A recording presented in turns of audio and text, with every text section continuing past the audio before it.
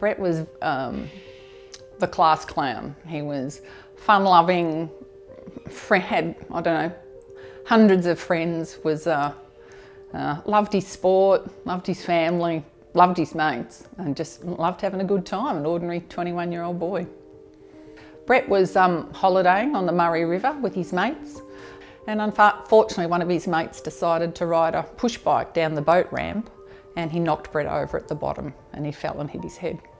2 hours later we got the call to say that it wasn't looking good, so we made the decision to wake the other 2 children up and get in the car and drive to Echuca. It was, no parent ever expects that to happen, so obviously you're very ill prepared for it. We had already been asked over the phone about organ donation, and we said yes, that we knew that that was his wishes. They then flew him back. We got back in the car and drove back here.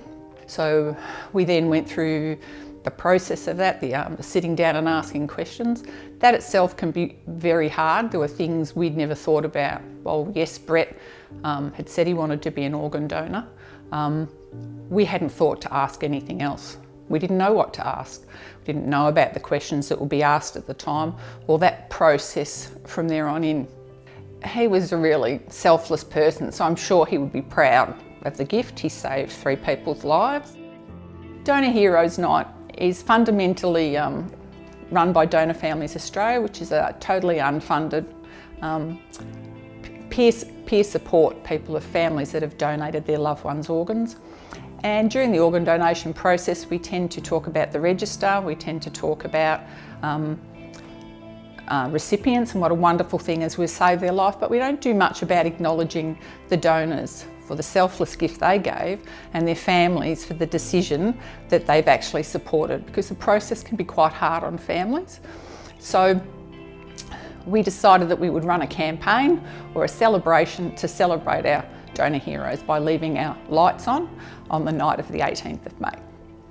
The register's a great tool and it's a way, but most people don't.